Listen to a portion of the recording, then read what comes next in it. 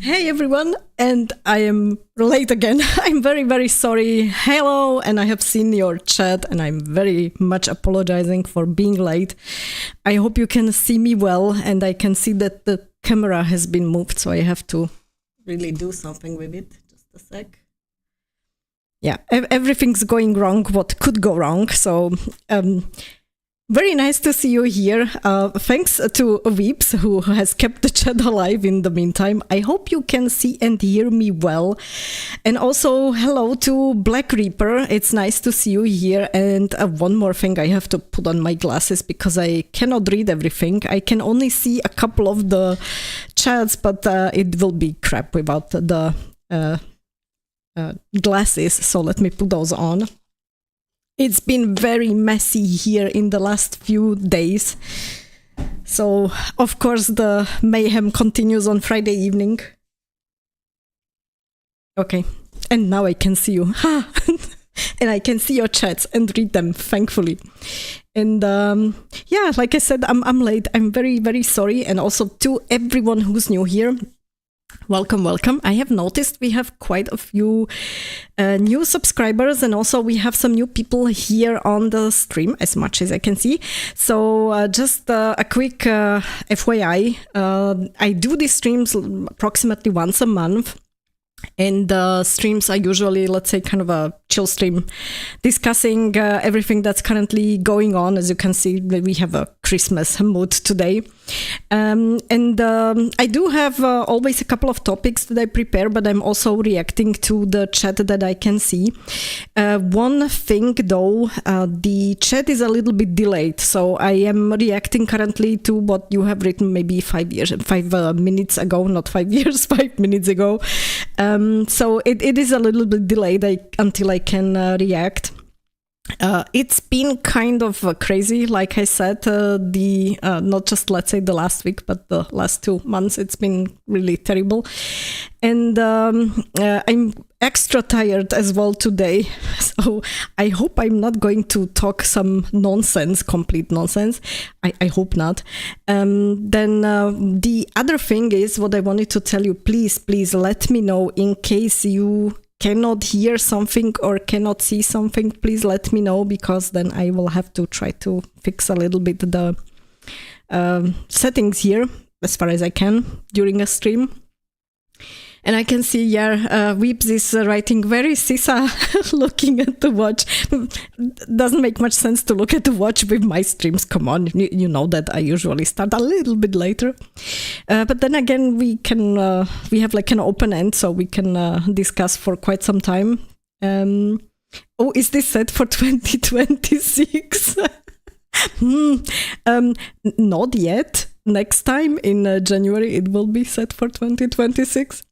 And Black Reaper is here. Yeah, as I said, hi. Yeah, she's taking power nap. I would have loved to. I will be honest, I would have loved to today, because I'm really exhausted by now. Unfortunately, I didn't have a time for that. And also right now it was a little bit messy because of the pets. They decided to have extra zoomies, and they threw down a couple of things which I had to then very briefly clean up. So yeah, it took a little bit, unfortunately. I'm very sorry. Okay, let me show you, or let me discuss what topics I have. Let me just pull up my notes, because the usual, I have so many topics this time prepared that I need some notes for that. And you are going to see it when I open up the desktops. So you are going to see quite a lot of tabs. Again, let me know if the audio is not working well or the video is not working well. Please let me know, and I will try to do something with it, but I am hoping that it's fine. So what do we have for today? My dog ate my streaming time, and that's from Louis dog. Hey Louis, welcome to the stream. Now, it wasn't the dog, it was the cats that had extra zoomies and threw down some stuff that did quite a mess, unfortunately. So yeah, I had to clean it up. Good. As I said, welcome to the new people, new subscribers who are here. I hope you are going to have fun when you are the first time on the stream. We do have a couple of people who are regularly here, so don't be surprised if I'm very familiar with some of the people. Also, I have to say, a few of the guys who are on my stream here are also on a Discord server where I am as well, so you can also find me there. By the way, I did edit on the other side. I never know where to point the finger. So there is also a Discord edit also to my profile now on YouTube. So you can find me there as well. That's for the start. Long start, I know. So what do we have? We have the gaming awards, the winners, and some upcoming games. There's been quite a lot of talk going on in the meantime, I know. Then we have Warner Bros. That's supposed to be sold to Netflix or Paramount. And I do have some information there and also some background info which might be interesting to people who are a little bit familiar with the sale of EA. It is connected a little bit, so let me talk about it later. We do have also a couple of, let's say, bombshell reveals from the last 1 or 2 days, so it will be somewhere in the meantime. And of course, not a week goes by where we don't have a YouTube mess that YouTube has done again, so I'm going to show you some extra interesting stuff there. And at the end, we have some funny bits or accounts as the usual. So I hope that there will be something interesting for you. In the meantime, I also have to say, yes, I do have always on the poster 2 main topics, but there are some additional info or topics that we discuss as well. And the most important part, when you write something in the chat, I have it here on this side, just in case you're wondering. So when you have something that you would like to share or you would like to discuss, post it in the chat, because I do react to the chats and we are oftentimes discussing what somebody is posting. So don't be afraid to use the chat, it's there for you. So just FYI. And I did not know that. Interesting. That's from Black Reaper. So you will have a couple of interesting, let's say, things to talk about. I am not streaming games at this time. I already said it, but just FYI. So for those of you who are new and who don't know, first of all, the connection is not super great where I am. So I am not sure if it would manage to, stream a game and also me talking at the same time and then also seeing your feedback, etc., etc. So the upload and the download would be quite a strain, let's say, on the internet here. And the other thing is, and I say it bluntly, my PC isn't the exactly newest, and I'm happy that I can run some games. But again, if I would start to run a game, it would be also a stream on the PC, like a strain on it, because there would be the game running, then the OBS, which is what I'm using for streaming, and then it would probably say after a while, goodbye. So at this time, I don't want to. I will try maybe when I have a new PC, or maybe when there is a small game that's maybe a little bit older and not such a big strain on the CPU and GPU, so I might try it with that. But don't expect me to stream some newer games, unfortunately. That's like not going to happen with this setup. But I might when I have a new PC. So FYI, and as you can see probably already in the background, I do have some pets, so an additional info again for those of you who are new. There's a door behind me in the back. Okay, I'm bad at this. And I have to keep it a little bit ajar because I do have 2 dogs and 2 cats.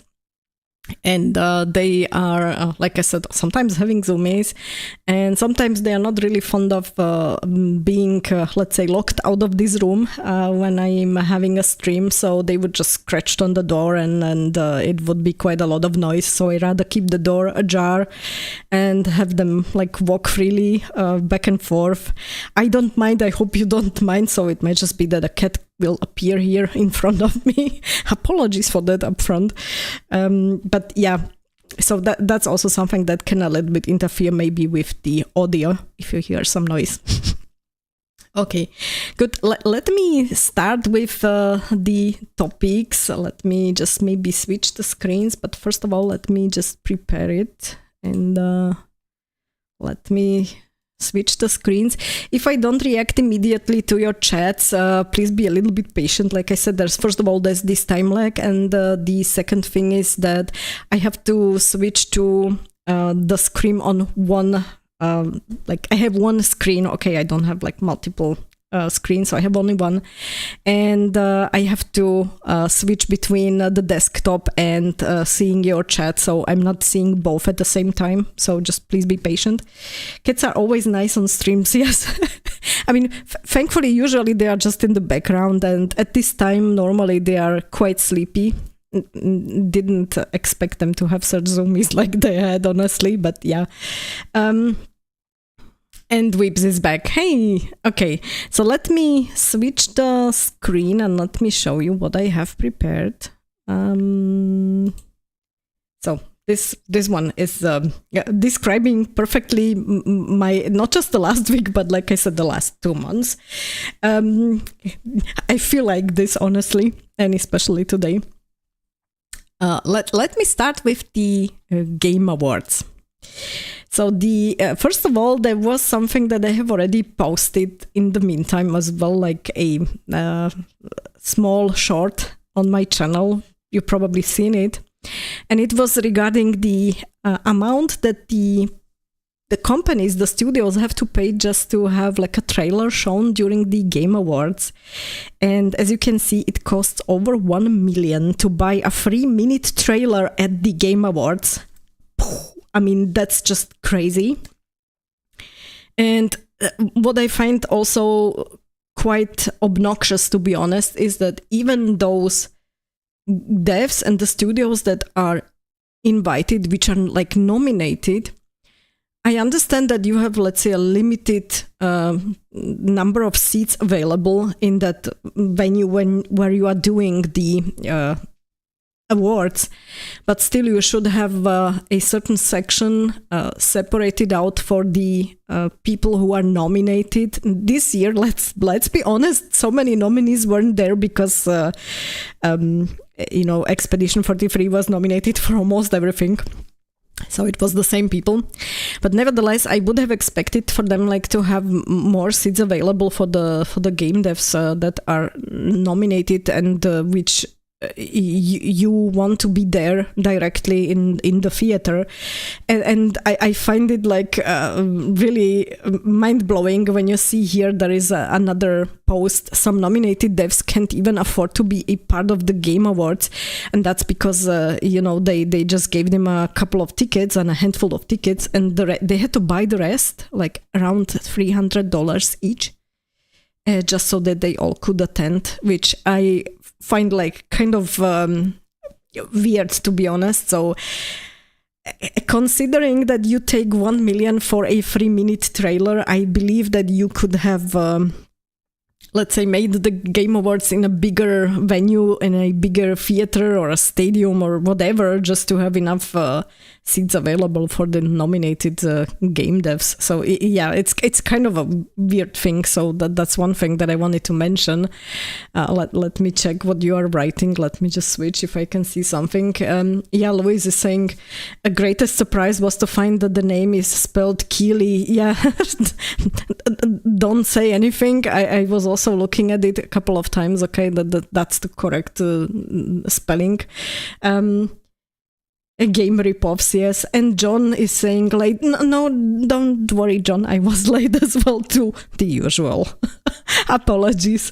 Well, how much does Kojima charge for an appearance? That's coming from Louis Doc. Considering that he's there, like I think it was this time there as well. He was just sitting in the background. Considering that he's there all the time, I don't know. I think a good portion of the money is going to Kojima. So yeah, good point, by the way. Let me switch again. I do have a list of the winners, and I just wanted to point out some stuff from some of the categories. So the best art direction, you can see who else was nominated and who won. I will have to say I haven't played myself the games. I did check out some gameplay on YouTube that is for some of the games, not all of them, but for some of the games. And regarding the best art direction, this one was, let's say, a no-brainer for me. I am not surprised that they have won, to be honest, because they really, the game is really beautiful. So for art direction, no surprise there. Best audio design, that one was a little bit weird to me, but okay. No comment there, to be honest. Best game direction, and there was Clair Obscur again winning, and the rest of the games, which were there, I don't think that they were somewhere on the same level as Clair Obscur. But what I have noticed going on when I was looking through the nominees, even though the Game Awards this year were at least thankfully nominating really games that were popular amongst the gamers and not just amongst the game journals and some other people from the gaming industry. Thankfully, they did nominate, for example, Expedition 33, because I think there was an uproar already previously when the game was, let's say, snubbed in at the beginning. But you still can see every single category I can see, or a lot of categories I can see, Ghost of Yotei, Ghost of Yotei, Ghost of Yotei. I'm not saying it's like looking bad or it's a completely bad game, but I think it was like nominated in some categories out of spite, just to like nominate something that the journals love and not the gamers. So I do have this feeling, to be honest. Best narrative again, Clair Obscur, and there were other games as well here. What I find a little bit of a pity, and I can see here Kingdom Come Deliverance 2 was nominated. I would have really appreciated for them to have won some of the categories or have a chance to win some of the categories. That was a little bit making me sad, to be honest. Again, I haven't played the game myself, but I have checked out the gameplay and I read through the reviews, and I believe that they would have deserved to win in some of the categories. But let me switch just to see in the meantime what you're writing in the chat. Kazan for music, that's coming from Just a Quiet Peaceful Dance. Hey, nice to see you here. I haven't talked to you for quite some time. And Snakish Raccoon is here. My favorite raccoon. Hey, so nice to see you here. I'm really glad that you could join. And let me see what else is there. Not enough nominees. A lot of good games didn't even make the list. That's coming from Just a Quiet Peaceful Dance. Yes, I agree. So there should have been more. And Snackish is saying, I've been listening but couldn't comment, and the minute I could comment, the baby cat peeked at us from behind your head. Pet all the babies for me. I will, don't worry. Weeps is saying, yes, KCD2 wasn't nominated totally unfair. I think they were, but not in those categories where I think they could have been nominated, or not in all of those, yes. And Snakish is saying, yes, I should play Clair Obscur. It's on my list, come on. You know, I have a very long list, so I promise I will. There's the cat again, but I don't see it. Okay. And Snakish is saying hi. So hi, I have also something that you have forwarded to me last night, and we are going to talk about that as well. Don't worry. Okay, let me go back. And by the way, let me go back. There is one thing I have to criticize. I know I sometimes do yap a little bit about certain topics, but I cannot otherwise. What I find a little bit weird and what I find obnoxious, I will be saying it, and that's the lady on the screen currently. And just to say upfront, I don't care whether someone is gay or whether they are bisexual or whether they call themselves A, B, C, or D. Just leave me be with that, to be honest. So from my side, what I have to say, I don't mind what people are doing, how they call themselves. You can do whatever hell you want. You can call yourself what the hell you want. Just keep it to yourself, like I said. And what I'm finding particularly obnoxious is during these kind of game awards, when somebody is getting an award and normal people would just, show some thankfulness towards the team that they have been working with, towards the people who created the story they could take part in, or maybe thank their, agent who got them the role, etc. So, or their mom and dad and their friends or whatever. You just, normally you have a message for the people, like you are saying that you are thankful for the opportunity, whatever.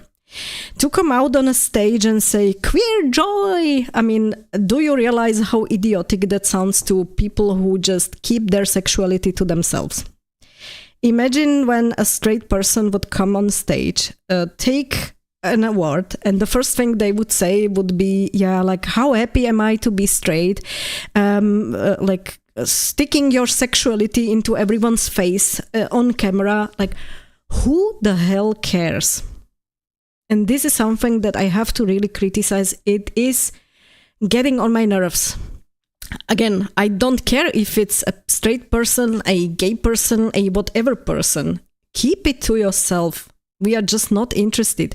The performance was fantastic. And there is a reason why she got the prize. She did completely deserve it, and it was really great. I have noticed it in a couple of bits when there were especially scenes with her. She really did a fantastic job. But what the hell does it have to do with her sexuality? I mean, I'm just so fed up already with this. Just stop with this rainbow bullshit. Nobody cares. Just talk about the game that you participate in. That's all. Okay, let me go back again to the chat, because the chat is alive very much right now. Yeah, let me see what you're writing. And I heard Altars is really good. That's from Just a Quiet Peaceful Dance. Hell is Us, Atomfall. Okay, so there are a couple of games that could have been nominated, yeah. And Louise is saying, is it the queer lady? Yes, as you could hear. Yes, it is. I don't care. I don't care if she's queer or straight or whatever. Just can you not talk like a normal person? Do you have to stick your sexuality into everything? It's obnoxious as hell, to be honest. I'm not saying those games should win, but a nomination recognition would be nice. That's from Just a Quiet Peaceful Dance, and I agree with you. There's a couple of more that could have been nominated. And John is saying, off script, Jen is batshit crazy. Excellent script reader, though. Okay, if you say so. I have seen the parts which were specifically showcasing what she could do, and I believe she was in plenty of games also already in the past where she has done an outstanding job. So I'm not saying that she should not be winning the award. She absolutely deserves it.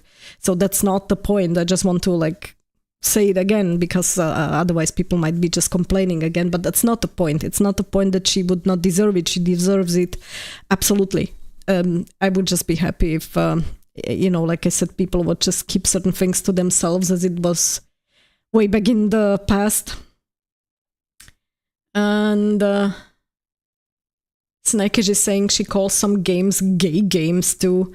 John, right, once again. And yeah. Okay, so that was just something that I wanted to highlight here. Again, nothing against her winning the award. I think she absolutely deserved it. I would just be happy if people would just come back to the normal speeches that they used to have, and just thank to the people who gave them the opportunity, and maybe mention, I don't know, their family, because they're thankful to their family, whatever, but thank their own sexuality, it's kind of a weird to me. So yeah. Let me go down a bit again, because I just wanted to mention something, and that was, I believe we discussed it already when we were talking about the nominations. I just want to highlight it again. I would have been happy if there would be somebody, like more people nominated as well in the category for the best performance, because as you can see, 30 people are there from just one studio and one game. Not saying again that they would not deserve it. They all deserve it. But instead of Erika Ishii, whom I have seen a certain, let's say, takeouts from the game and certain portions of the game where she speaks like a complete robot with no emotion, no good intonation, no nothing. So I would rather have appreciated to have, for example, somebody from KCD2 nominated here. I believe they would have deserved it as well. Or maybe, let's say, do a cap and say not more than 2 people per game. Again, not saying anything about Expedition 33. It's a fantastic game from what I have seen. The people did an outstanding job. Just please give a chance also to somebody else, okay? So maybe think about it to either have as nominees more people or then do a cap per game. That would be an idea.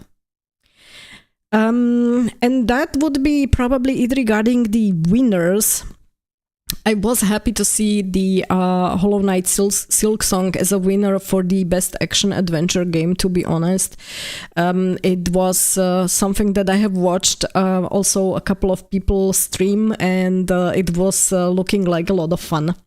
So I do believe that they have deserved it, definitely. And there were a couple of, let's say, winners which were not Claire Obscure and Expedition 43. So those were really deserving. And I think that there wasn't really something that would be like controversial, but correct me if I'm wrong. At least I didn't have this feeling this year that there would be something, let's say, too controversial. So that one for the winners here. And let me check. There is also something that was introduced during the Game Awards, and that were actually 3 games, but I'm not going to talk about the third one because that one was quite funny and I would like to do a separate video on that one. But there was the teaser trailer for Star Wars Fate of the Old Republic introduced, which is by Casey Hudson. And I think many people were really happy to see that, but there were also, let's say, some critical voices, and I do not wonder. Let me check the chat in the meantime, what you are writing. At least she's not doing Dati Gabriel talking shit to gamers and doing queer propaganda way before the game even comes out. That's true as well. That's way back for the... for Claire Obscure. Regarding this one, I just wanted to show you. So basically the teaser trailer, when it was posted, I think the top comment here says it all. I can't wait for the second trailer to come out in 10 years. I think that one was like really nailing it. So most people have like fun pointing out how much time it will probably take until the game comes out.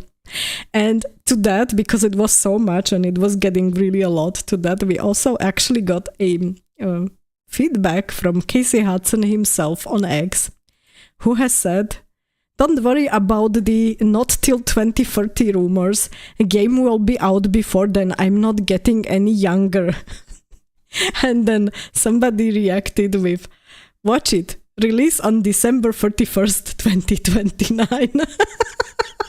So I think this one absolutely nails the feeling that most people have, like this is going to take some time, no matter how early they would like to have it released, but I don't think it's going to be so soon.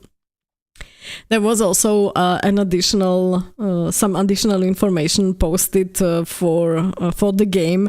I mean, this is by, who is it? By B-Bomb, where I found a good summary here. So the game is currently expected to release in late 2027. I would underline the words currently expect it. So we still might see it in 2029.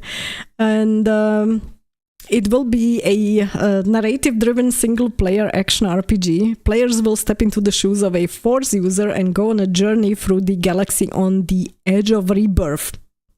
Whenever I hear stuff like a rebirth, a remake, etc., etc., I'm not really having the best feeling. So, yeah, obviously the hype here was because of the Knights of the Old Republic, which is quite an old game, and which many people like get this nice nostalgia feeling for.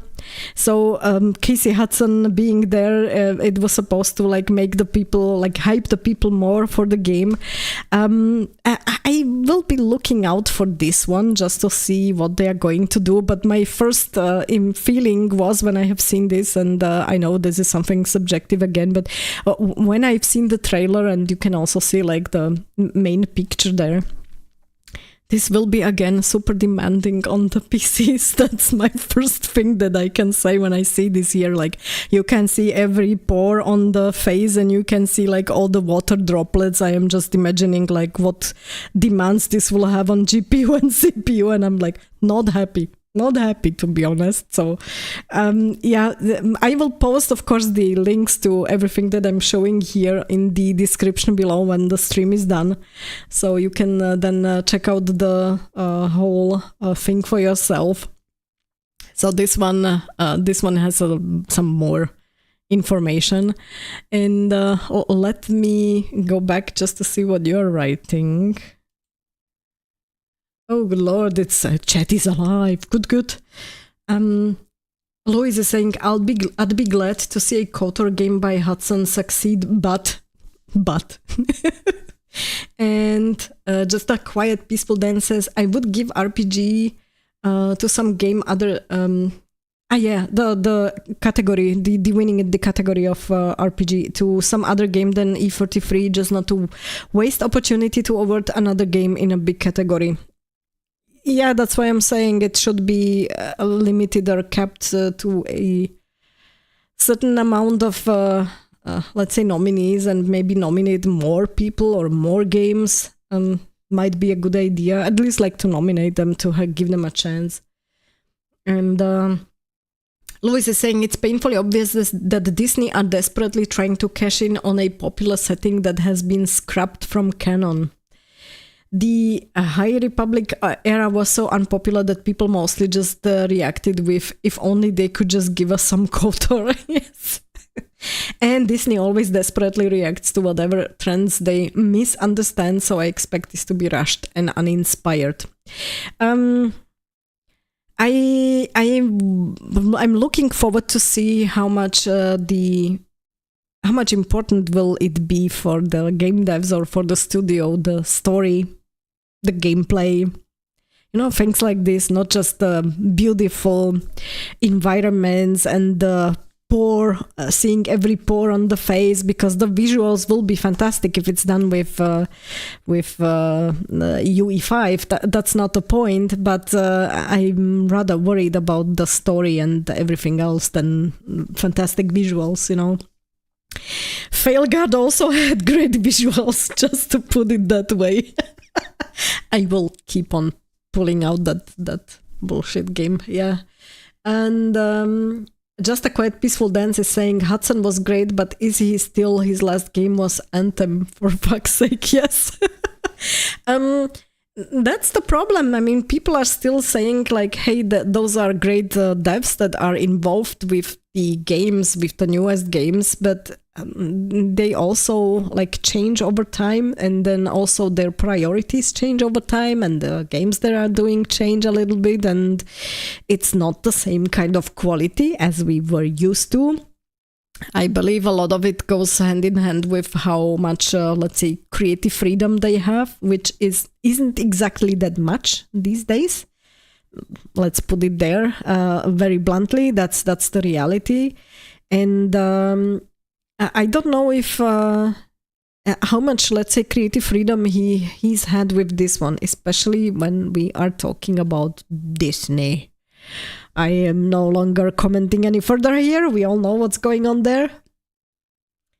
And Snacky saying story is the most important thing in a game. Everything else you can put up with, to be honest. Yeah, exactly. I can even live with bad graphics if the story is great, which is kind of something that I keep on repeating with old games. There are so many great old games which people are still replaying even though the graphics are complete shit. And that's because the story is so great and the writing is so great. So yeah, that's the most important bit, to be honest. And yeah, John is saying Unreal Engine 5 also tends to my face is tired. Exactly. I think you could see it as well in some of the games recently that the faces are having kind of weird expressions. Not necessarily my face is tired, but it's a good way how to call them. So they do look a little bit strange, to be honest. They tend to look very similar in terms of the facial expression and the weird eyes. I did say it also with Exodus recently. I will have, by the way, something more on Exodus in quite some time. And they are kind of looking weird. In a weird way, they are not like alive. I don't know how to put it. It's just, yeah, my face is tired is probably a good way how to put it, yeah. Louise is saying, there is a trend to crap all over Obsidian stories. Fallout show butchering New Vegas, so I wouldn't be surprised if this game destroys the legacy of KOTOR 2. But sure, they say it's not a direct sequel, yeah. And Snacky is saying, I really don't think visuals excuse bad writing, even if the Failguard crowd wanted to convince us otherwise. But the hair is realistic and it moves, yeah. Exactly. And you know what I found so extra funny on that whole Failguard marketing, like the hair. They actually took the hair physics and the way how the hair looked from FIFA. They actually used like something that was developed for FIFA, but they still were trying to sell it like something new for the Dragon Age, franchise and for the Velgar game. So yeah, they couldn't even get this one right. And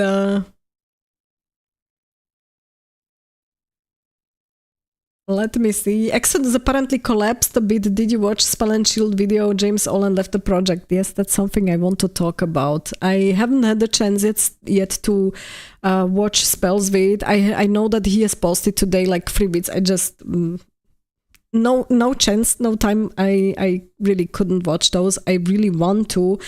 And also on this spot, I really want to highlight that I appreciate that, for example, he stops by on the channel sometimes watching some vids and commenting, and that's the same also for other let's say creators and streamers which are on the platform. I can see sometimes these people commenting, and I'm really, really thankful for that, because it's great that they watch the vid and they are sharing their opinion with me. So that's absolutely great. Unfortunately, especially during the last month, like I had absolutely no chance to reply to anyone, and I know I'm late with responding to a lot of people. I would love to reply a bit sooner, but it's just the time is just not there. So thankfully, I will have some time off now. So I'm hoping that I can go back to that and reply to everyone, and then I will definitely also reply to Spell and check out this bit. And John is saying even Expedition 33 had odd face animations at times, yeah. But in general, I think they did manage to make it look more natural than some other Unreal Engine 5 games. It's still, like you're saying, it still wasn't 100%, but it still looked much better. So I think they did spend a lot of time on working with polishing the game in terms of also these facial expressions. And I think it's also because of the story. It would distract a lot from the story. The story in this game is fantastic. And if you would have weird facial expressions that would distract you from what's currently being talked about, it would be really destroying the whole experience. So I do believe that it was very important for them as well to like polish this as well, the facial expression. So it doesn't look as bad as with some other Unreal Engine 5 games, yeah.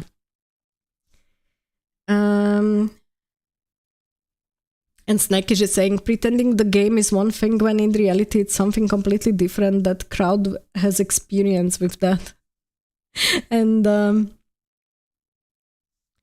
gamers are good at pattern recognition. That's from John, exactly. So I think we are already aware of certain things when we see them, which is why I also said, for example, in the last video that I did on Exodus, that I found certain things to be a little bit off. I can't really put my finger on it in certain moments.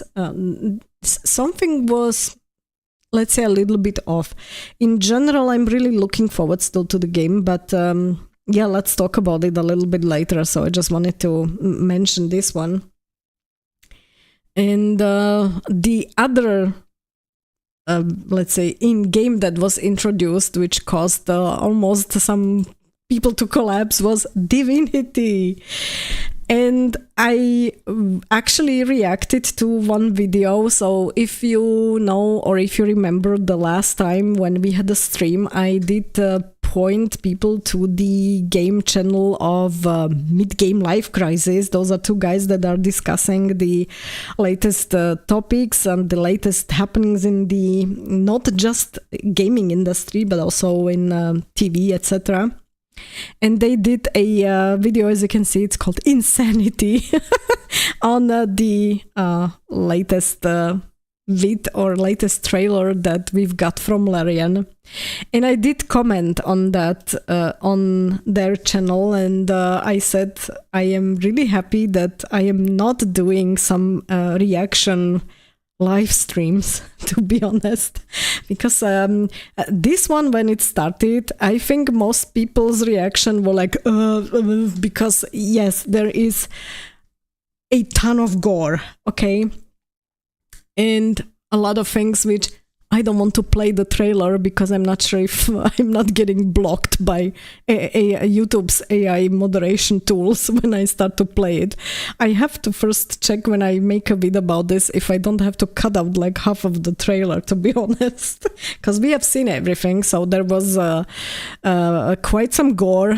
There was sex directly on the screen. There were a couple of other things which I think like completely like a no-go for YouTube's AI. So I don't want to play the trailer. I definitely, when I want to talk about the game, I will have to check out which parts cause some problems and restrictions. I would like to keep my channel. It goes hand in hand with what the YouTube's AI moderation tools are doing. Again, we'll talk about that a bit later. But back to the topic. I was happy that nobody can see my face at that moment because I was sitting here with a very weird grin and I'm like, we're back. Normal gaming is back, because finally I can see that somebody doesn't give a damn and makes a game as they used to make them 20 years ago, when also people didn't give a damn. It's just, I really appreciate that. And I think somebody also put it very nicely, like Larian doesn't give a damn anymore at this point. This is their IP with certain games in the past, and especially with Baldur's Gate 3, they had to be careful because it's not their IP, but Divinity is their IP. So they had the chance to do here whatever they want, and considering how strong they are already on the market and what they have achieved in the last few years, I think they just said, okay, we're also not giving a damn anymore. And they chose this trailer to be shown during the Game Awards. And I was positively blown away. And again, not because of what was shown, but because of the whole, basically, we don't give a damn anymore. Let's give the gamers back some normal games. And I consider this normal. Like, it's game. It's not something that's real. People are getting upset by something that's not real. I I think they should rather get upset about other topics, not this. So, yeah, I was happy to see this, and I will definitely keep my tabs on that one. As you know, I did already a review for Divinity Original Sin, because I was playing that one. I still have to play the second. I have to admit, no time yet. Again, that's on the list. But this one I really look forward to. And I wonder what they are going to do here in terms of... they created a lot of hype now. How they want to keep up this level of hype. I'm looking forward to what they come up with. So, yeah, that was the second one. Let me switch so I can see the chat. And... the Louis Doc is saying, earlier today I checked a video about the Oblivion remaster, and my god, I'd forgotten about the horrendous AI facial animations, yeah. And John is saying, oh my god, the AI monster is calling from inside the house. The trailer was gross. It was, but I think it was gross on purpose. I think it's supposed to be gross, because the whole idea or the premise of those Divinity games is how people have crossed a certain threshold, and now, let's say, the gods are punishing them. So I believe it was supposed to be gross on purpose. And Louis Dog is saying, so I take it the game will have a mature rating out of the loop on this one. Oh, definitely. I think there are games that are definitely not deserving the mature rating, like Failguard, to be honest, and this one definitely will have. I mean, if there would be something more like mature, I think it would get this more like mature rating. And John is saying the Oblivion remake is bloated slop. Can comment on that, to be honest, haven't seen it. Just a quiet, peaceful dance. I will shorten your name to just Dance, if you don't mind, because it's a mouthful to read all the time. So Dance is saying, perhaps it was a little too relying on the shock value, but maybe it's because there really wasn't something like this in a while. Clearly old school, adult only. That's exactly my point. Like that's why I was so happy to see that, not because it was gross, but because it's like these old school games that we haven't seen for quite some time, and that was my first spot. Like, we're back, finally normal gaming is back, where people are not oversensitive snowflakes about one bad word or seeing something inappropriate, which is usually just something completely normal. It's just my impression that the Vogue shit got me. So maybe it's just impression. Yeah, Snack is saying, no need to keep the hype going. The seating over their AI use has already had many people go, I'll buy 2 copies just to spite the AI pretentious grand stating crowd. Okay, I am out of the loop on this AI discussion. I have noticed that there is a lot of discussion going on about the usage of AI, and I'm out of the loop, so I cannot comment on that one. But I will definitely have a look at what the whole fuss is about. And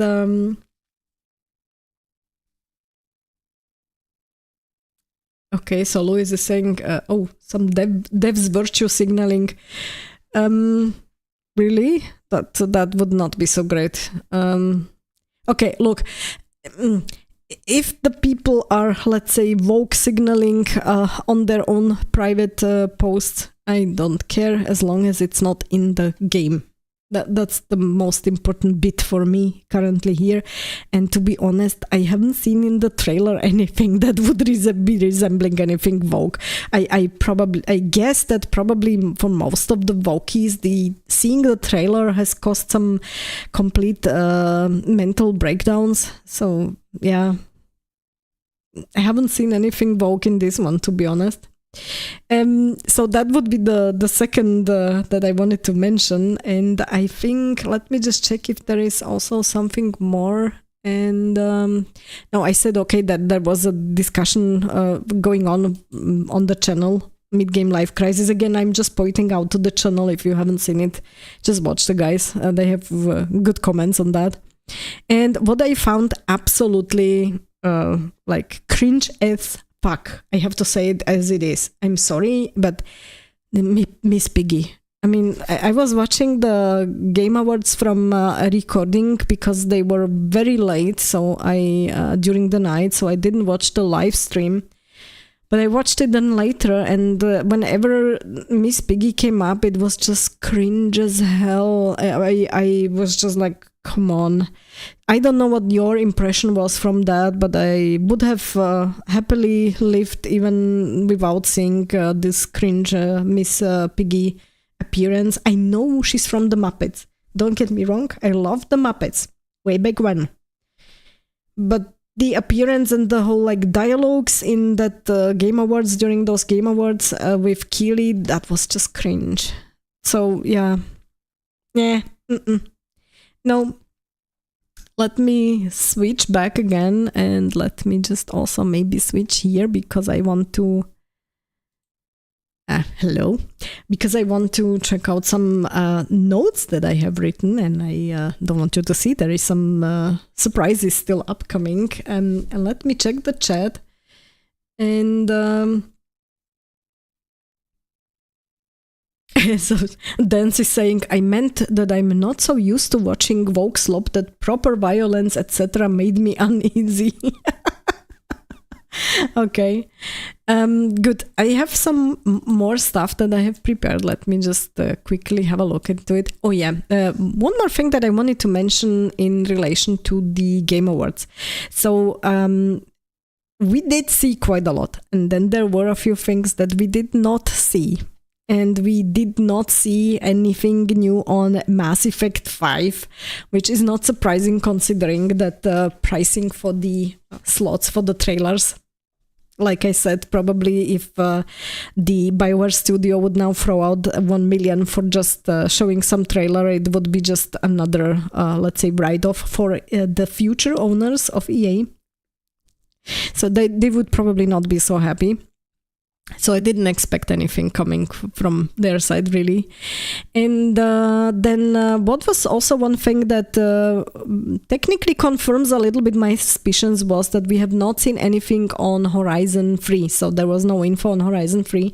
And to me, that confirms that it will be most probably in 2028 and not 2027, as I previously mentioned. Because if you have noticed, a lot of the games that would be coming out in 27 or we just scheduled for 27 have been already introduced. So I don't think Horizon will be in 27.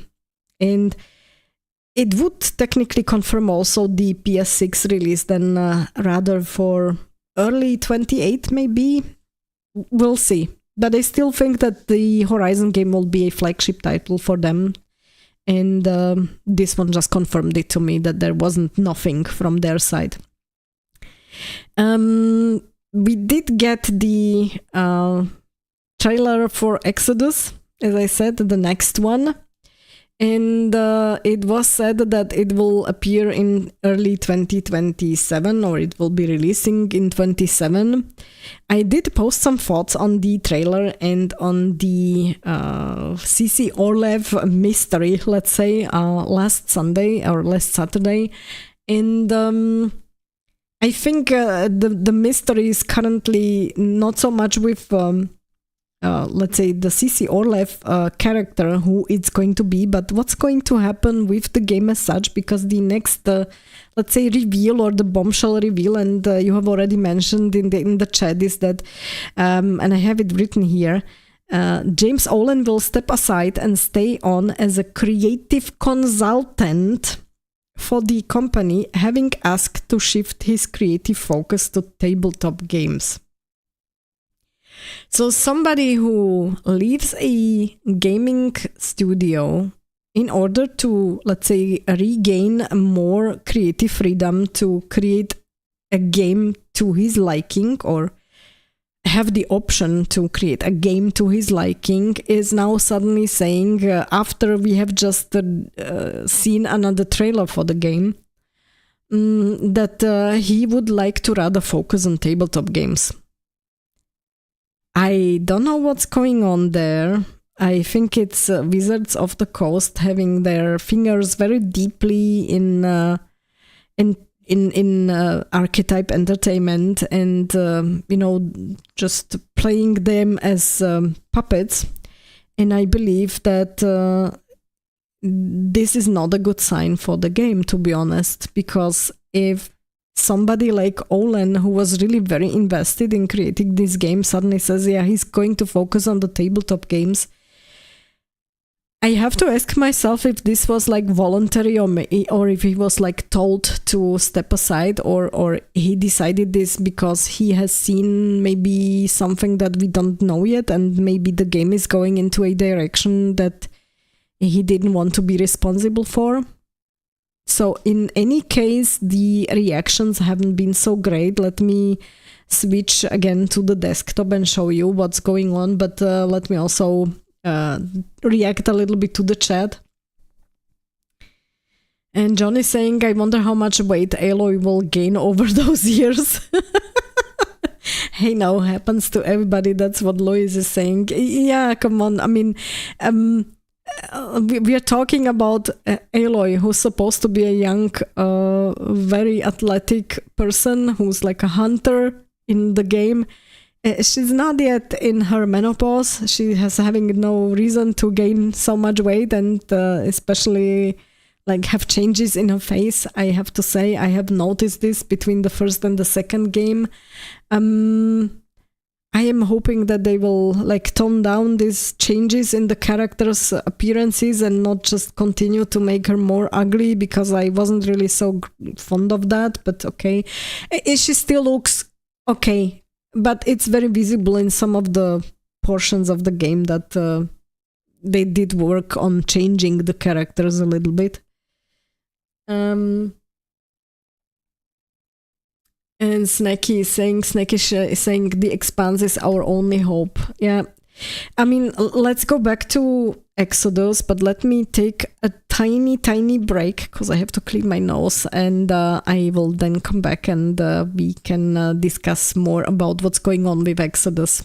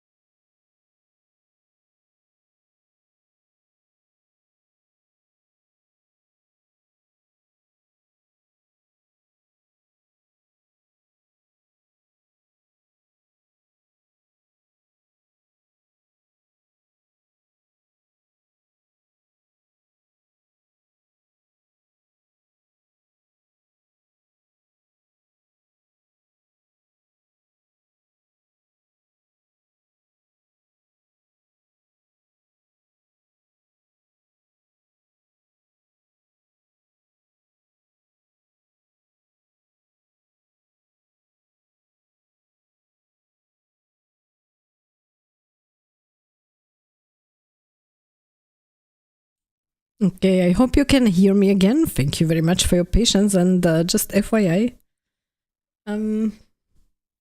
there's the cat, half asleep. So that's the tomcat. So just FYI, he manages to sleep even with me talking. Nice to see that the pets can ignore me like that.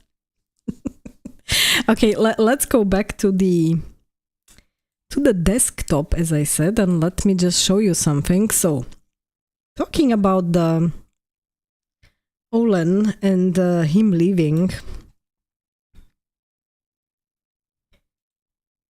So I did just quickly Google it today, and the internet is already full with the news.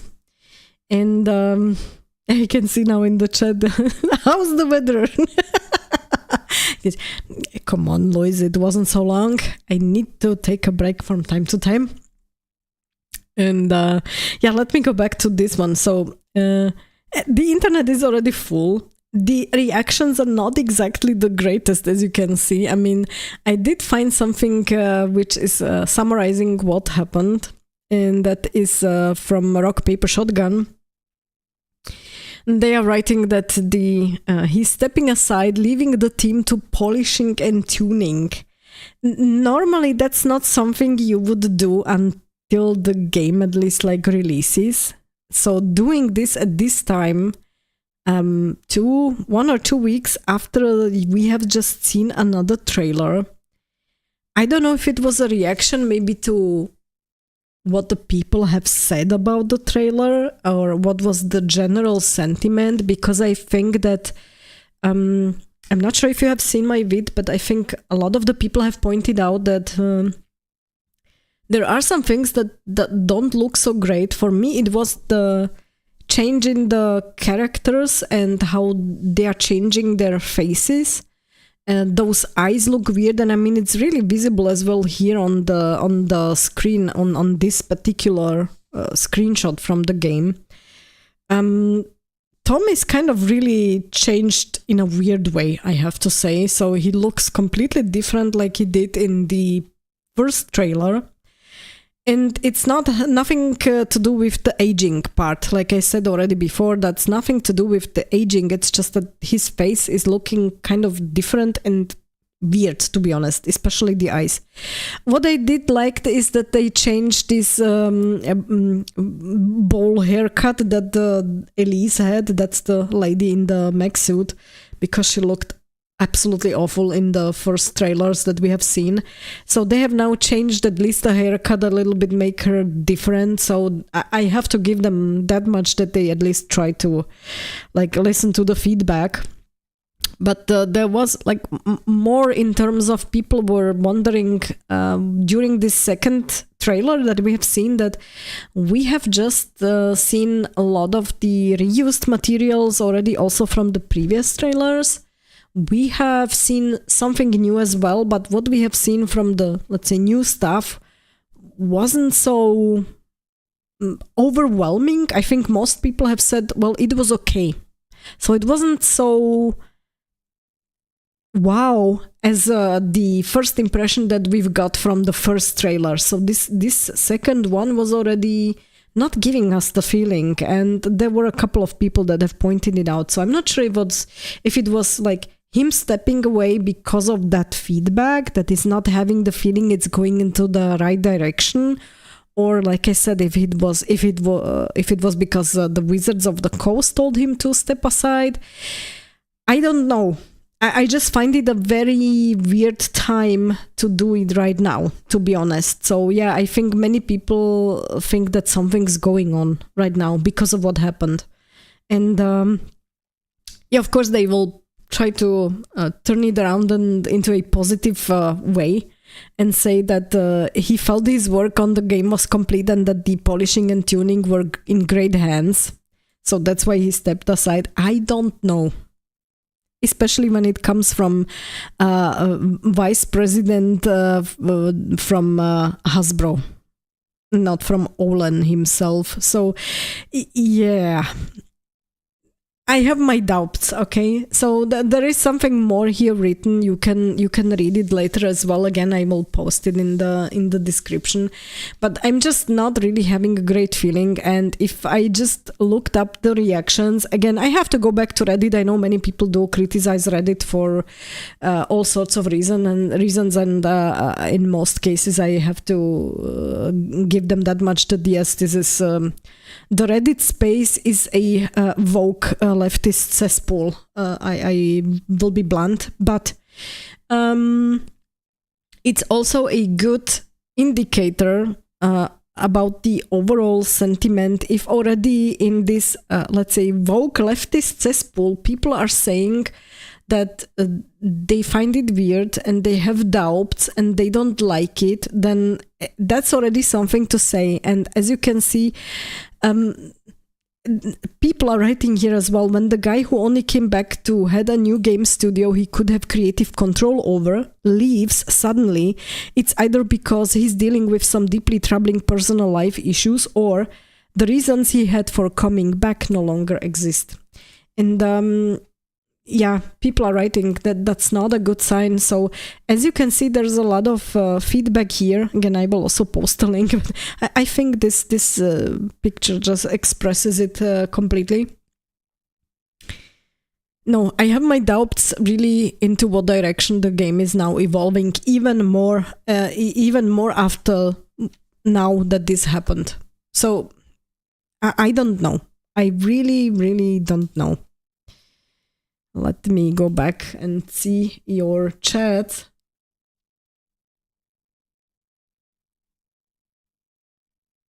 Okay, so you had some small breaks I can see as well. And John is saying the characters look like figurines. Oh yeah, that's a good description.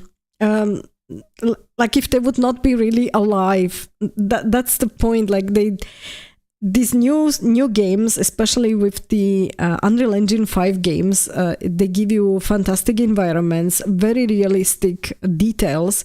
But in general, when you look at the characters, I think this is spot on. They look like figurines, especially with those weird eyes or the like dead eyes. I don't even know if it's weird eyes or dead eyes, or it's just not looking so great. And Snakish is saying, yeah, John, they look like they're made out of Play-Doh. Yes, exactly. It's in general, I know that the art style, the general art style from what we have seen in the trailers, it's not like 100% realism. So it's not going to be super extra hyper realistic. They do have a little bit of a cartoonish style in what we have seen. That's okay. But even with characters that are a little bit more cartoonish, it doesn't have to mean that you will make the characters with weird or dead eyes or with some weird facial expressions. So yeah. And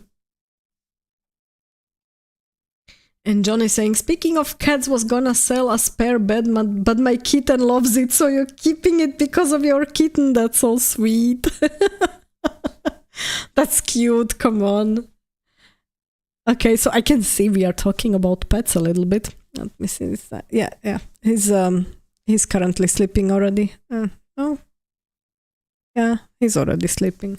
I mean, all of them are sleeping, even though you cannot see them, but yeah.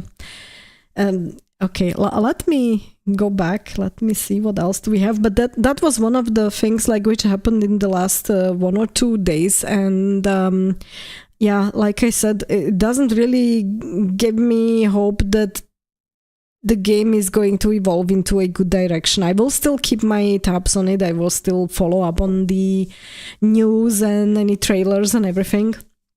But let's say my expectations are now a little bit cooled down. So that much for that. What else do we have? Oh yeah. Next topic, big one. Netflix is going to buy Warner Brothers, or they wanted to buy Warner Brothers, and I will have to concentrate a little bit not to say some complete nonsense, because this one is kind of a little bit tricky. Let me switch to the desktop. Yes, Nike is saying, may God bless you, John, that is adorable. Keep that bed for that little baby. Her name is Little. Okay, so nice greetings to Little. And let me switch to the desktop again. So again, I was a little bit looking for all the details. So just to put it in into the correct light, and I hope I don't make a mistake, but if I do, please don't hesitate to correct me. So Warner Brothers were up for sale. Netflix offered to buy them for a crazy amount. I think it was something like 82.7 billion. But just saying it hurts my mind. And then Paramount came out with a counter offer. And the information that we've got, so from the Business Insider, I could find Netflix and Paramount fight over Warner Brothers Discovery, okay? Just to give you an idea, if they would buy them, like if Netflix would buy them, they would buy a lot of IPs, and I do have the list of the IPs I'm going to show you, where most people are really unhappy about it. One of the aspects is you are basically starting to see again more monopolizing of the streaming services and also of the companies that are on the big screen, let's say in theaters. And we are seeing like this increased monopolization. I don't even know if that's a correct word in English, to be honest. But no matter if they're going to be bought out by Netflix or by Paramount, it's kind of scary because you are limiting the options for people to just switch to something else. Let me put it that way. So if I have a company that's creating TV series or movies or games, because part of this offer for Warner Bros. That they also have a gaming division. So the point is that it is related to gaming because the gaming division is also part of the sale.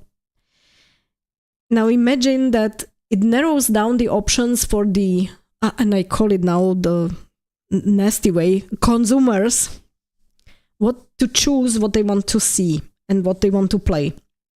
And if you get less and less companies, or fewer and fewer, to put it correctly, because one is buying the other ones, and there's fewer and fewer of those who are offering you a variety in what they are producing, you will end up with just a few of them, and you know exactly what to expect, what kind of movies they make, what kind of games they make. You will not see or hardly see anything else because they have their own way of doing certain things. Especially with Netflix, yes, they did have way back when also good stuff. But lately, the only thing when somebody says Netflix, what I'm thinking about is the really awful Witcher series and how they butchered it. They did butcher a couple of other adaptations as well, whether it was book adaptations or game adaptations. And imagine now when they would buy a lot of other IPs and the rights to those IPs. So of course they would want to create something new for these IPs, like make new movies and new games. You have probably a good idea of how butchered and how bad it's going to be. I really don't have much trust into Netflix. Still a bit more than Disney, to put it that way, but not that much. So the fact that they want to buy didn't really make me that happy. Now, Paramount made a counter offer, as you can see, went hostile last week with $108 billion offer. And the shareholders the Warner Brothers board on Wednesday recommended that shareholders reject that hostile offer. And what happened was that Netflix basically offered to Warner Brothers to buy them for this money, and they offered it to the company as such. What Paramount did is they went for the shareholders of Warner Brothers, and they offered that money to the shareholders who might be more interested in getting better money for their shares than what Netflix is offering. Now, Warner Brothers as such would rather go ahead with the Netflix bid, even if it's less. So it's a good question how this is going to end up. The point is, though, it still would have to pass. I think there are some regulatory requirements. It will have to pass those regulatory requirements. And either way, it will be again something that's like monopolizing a huge portion of movies and gaming. So I'm not sure if this is even going through, but that's one of the things that definitely made me think about it, like what's going to happen here. The other one that people maybe are not aware of, and that is something that was posted by Bellular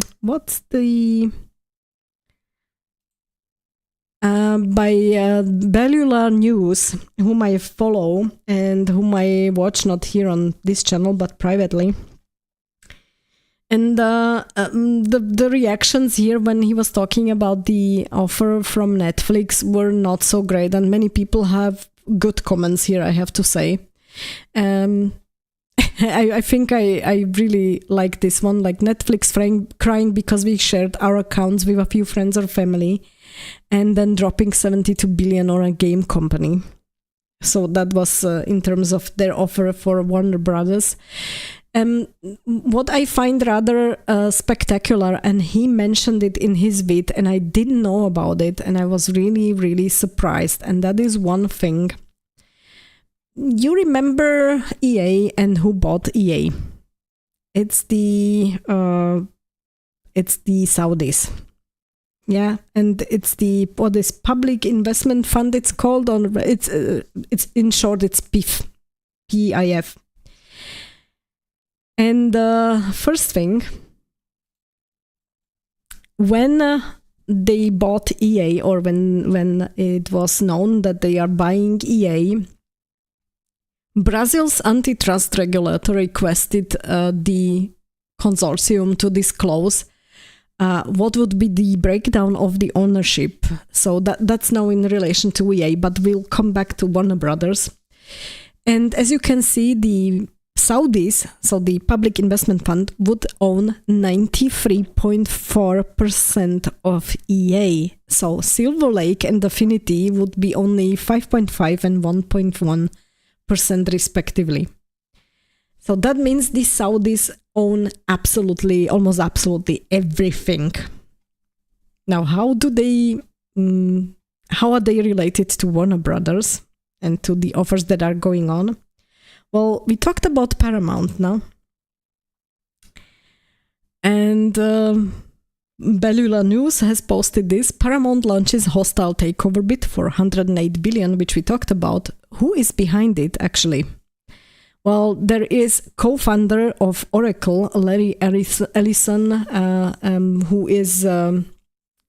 it's Oracle co-founder Larry Ellison, David Ellison's father, and Redbird Capital Partners, which are funding one portion. But the Saudi Arabia, Qatar, and Abu Dhabi, as well as Affinity Partners, the investment company formed by Jared Kushner, are the majority of the people who are actually behind this bid. It's the same people who are buying EA now. So those people are behind the offer from Paramount's side.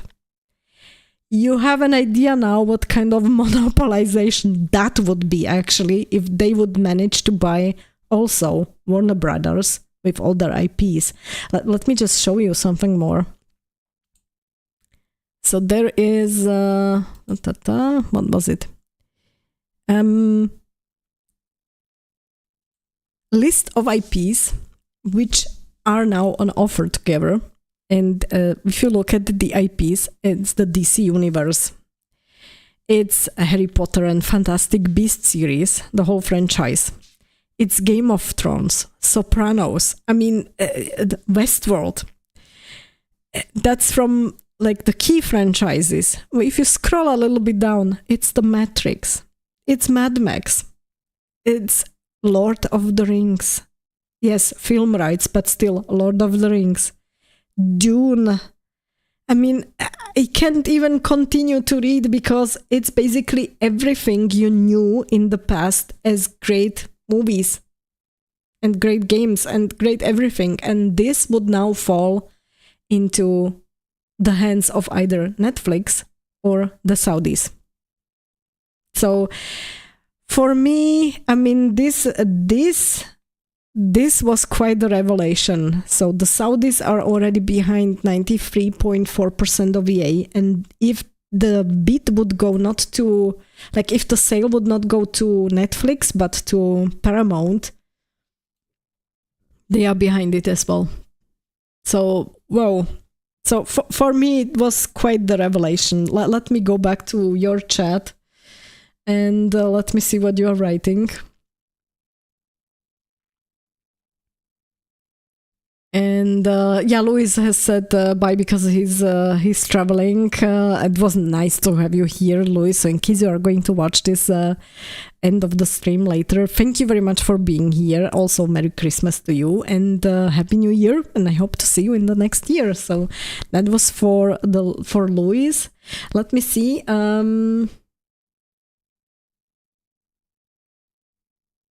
Yeah, Louise is saying, have a wonderful Christmas, everyone. May 26, bring wealth and quality games to play, and you all get to enjoy them in peace and good health. Oh, that was nice. Thank you. And John is saying, we don't need Netflix games. That's exactly what my first thought was.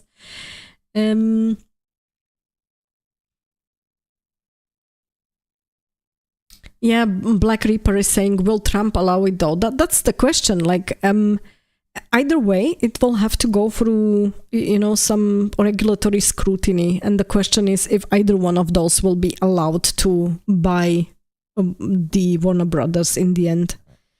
That's why I'm looking at it like, okay, let's wait and see what's going to happen, because this is very questionable regardless of whether it's one side or the other. I mean, they can offer as much money as they want to, but if this will not go through, then like from the regulatory perspective and it will not be allowed, then yeah. Although I have to say, look, lobbying is a very powerful part of America's politics.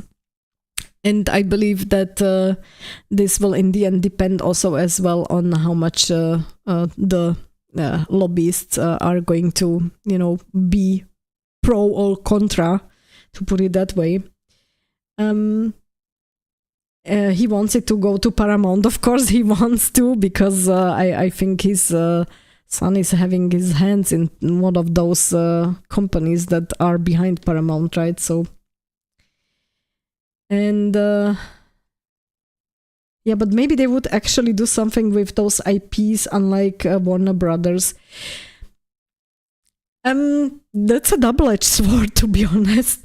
I would love to see something new done in those IPs, but not in the current situation, to be honest. Like, if you look at what's Netflix doing with some of the established IPs and what they are doing with some stuff that has been great so far, and they have now, let's say, created new series or movies in those established franchises. Yeah, it wasn't so great. It wasn't as bad as Disney. I'm not going to comment on Disney, but it wasn't so great. So I'm not sure if saying that at least they are going to do something is such a good and positive thing, to be honest. For me, it's not really, at least not until, let's say, the dust settles a little bit from the current events, what's going on, where we see big failures, whether it's in TV or in gaming, that do have certain themes and topics that the people are already fed up with. Unless they don't stop doing certain things and they just continue creating entertainment. I cannot even call it without entertainment. Unless they stop doing it and unless they stop creating entertainment that is full of nonsense that people don't want to see, I'm not sure if it's going to be good. I would prefer rather not to see something new done than see something modernized, if you get my point. So yeah, I would love to see something, but not now, not in this current situation. I would prefer if they would just keep it as it is for now, and maybe in 10 years when the dust has settled and we have normal things back again, then yeah, but I don't see it positively, to be honest. Not positive in this sense, yeah. I mean, I get your point, but yeah, it's not. I'm not. I don't trust them to create something good. Not at this time, yeah. So that is a list of a lot of IPs that are up for sale, and I don't know what's going to happen. But yeah, Game of Thrones. Those were awesome. Not talking about the last 2 seasons, but those were awesome in terms of HBO created them in a certain way. Was not afraid of showing certain things. Was not afraid to talk about certain things. Didn't really give a damn if they are offending someone or not. And I really appreciated the way how they did it. Now, if the IP falls to somebody like Netflix, I don't see it as positively, and that's the same with a lot of the other IPs. So, yeah. Okay. Yeah, like I said, watch the vid from Bellula News as well. There's some interesting stuff. Next topic. Sony and Tencent. And I did again, just a couple of days, I've made a video about the latest development that was from the start of December. And at the start of December, we have heard that they have currently agreed to certain things until the hearing, which was supposed to be by the end of January. So both sides have come up with certain requests towards the judge.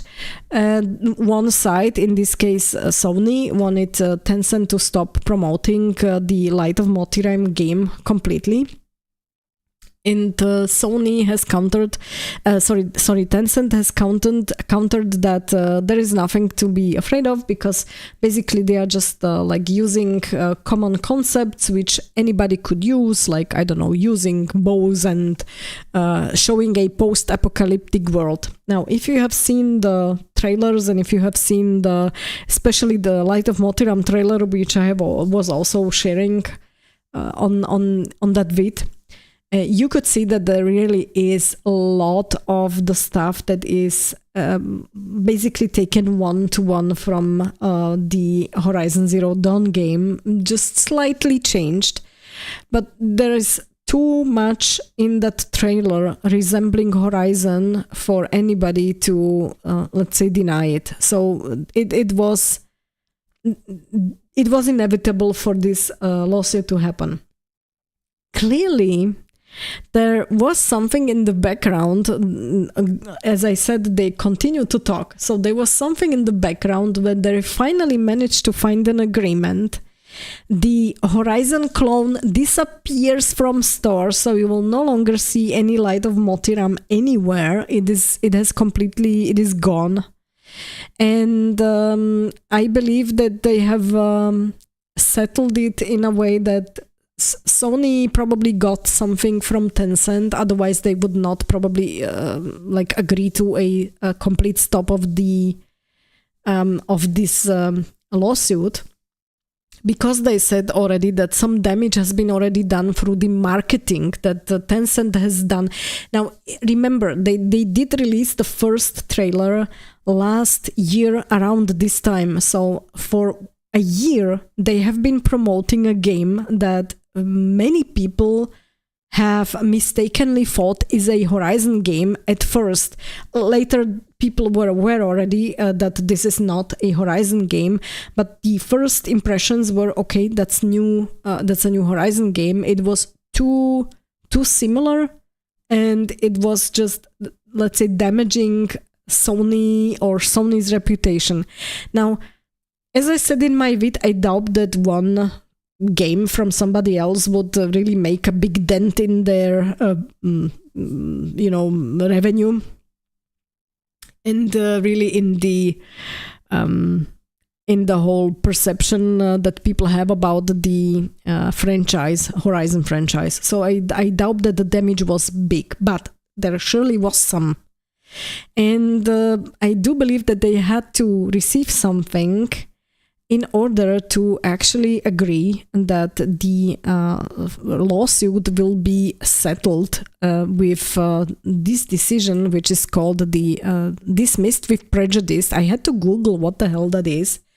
And it is saying that it's extinguishing any right to pursue a claim in another suit, and that means it is a final. The decision is final. It's permanent. So Sony will never again be able to sue Tencent for this game. This was a one-time opportunity.